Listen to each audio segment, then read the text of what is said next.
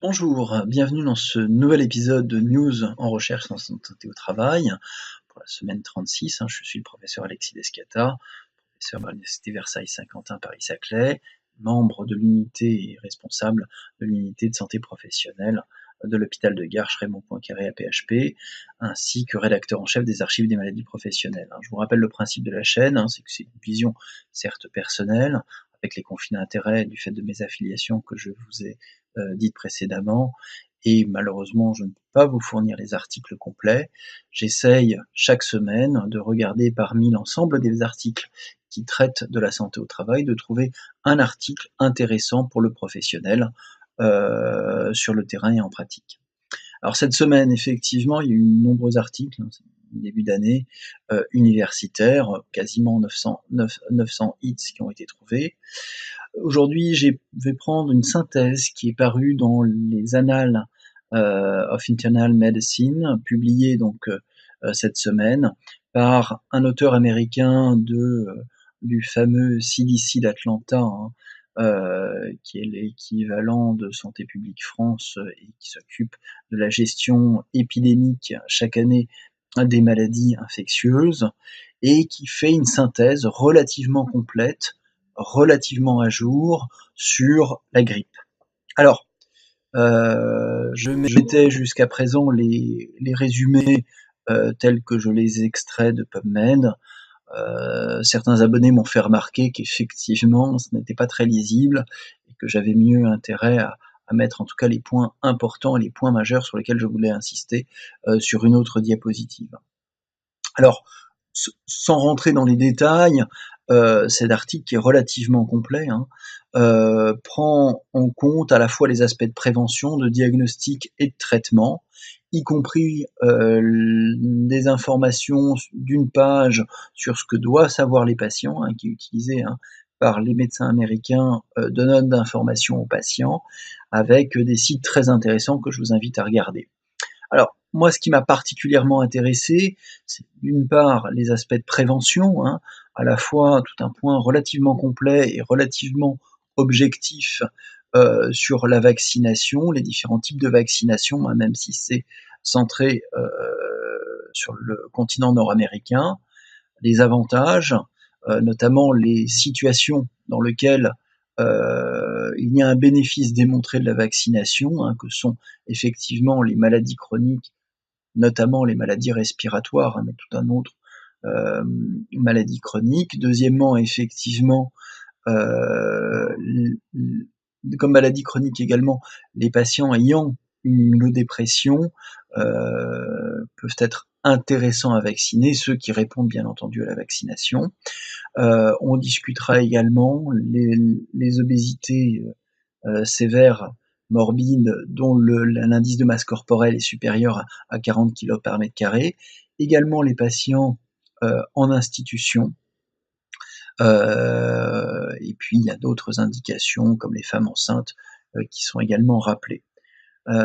Il est intéressant de remarquer que les auteurs détaillent particulièrement les professionnels de santé, avec les recommandations américaines qui sont appliquées, sont que tout professionnel de santé, il est recommandé que l'employeur prenne en charge et incite à la vaccination. À titre personnel, j'ai reçu en tant que membre d'une université comme chercheur visiteur, c'est-à-dire absolument pas impliqué directement, mais j'ai reçu un mail d'information en ce sens. Ce qui est intéressant, c'est qu'il y a bien entendu, sont rappelées les mesures barrières, avec le niveau d'évidence qui n'est pas si élevé que ça, même si, comme les auteurs le rappellent, le port du masque associé au lavage de mains sont des mesures barrières qui sont, même si elles ne sont pas efficaces à 100%, intéressantes à rappeler, quel que soit le contexte en période épidémique. Alors, une chose aussi, il faut un point sur les antiviraux, y compris en prévention, ce qu'il a été discuté notamment pour les patients très stabiles ou les non-répondeurs à la vaccination, à partir du moment où il y a des cas contacts, d'avoir un traitement, une chimiothérapie antivirale, pour reprendre ce que disent les anglo-saxons, en préventif, prophylactique. Alors le diagnostic, bien entendu, les auteurs reprennent un petit peu l'ensemble des signes, avec à la fois de la fièvre et des signes respiratoires, sans autres signes cliniques, qui rappelle que le diagnostic est avant tout clinique. Il détaille un petit peu les circonstances dans lesquelles on a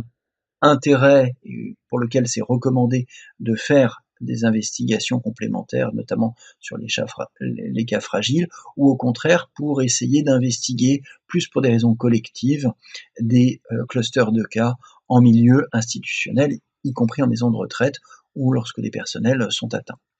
Alors,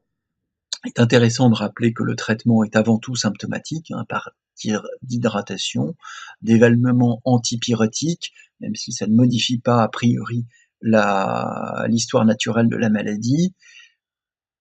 de bien entendu contre-indiquer au maximum tout ce qui est aspirine ou dérivé, compte tenu des possibles syndromes de Reille, et puis détaille un petit peu les traitements antiviraux disponibles sur le continent nord-américain. On remarque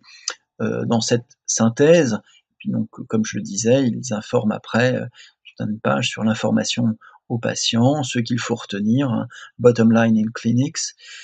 est relativement bien faite et détaillée. Alors, c'est sûr que ce n'est pas une revue systématique, que la méthodologie de cette revue n'est pas donnée, mais néanmoins relativement exhaustive. C'est centré sur le continent nord-américain et les États-Unis. Néanmoins, notre contexte européen et français s'en rapproche et les recommandations sont relativement proches, à part quelques exceptions plus liées aux pratiques et à l'organisation du système sanitaire. Malgré tout, effectivement, je pense que cet article, si vous voulez faire une piqûre de rappel, sans mauvais jeu de mots, sur la grippe, vous pourrez trouver l'ensemble des éléments importants qui vous permettront d'une part de bien organiser les mesures préventives, éventuellement discuter la vaccination en rappelant effectivement le problème des réactions allergiques, qui, même si elles restent rares, doivent être prévenues, en tout cas anticipées, qu'effectivement, il y a toujours une discussion sur les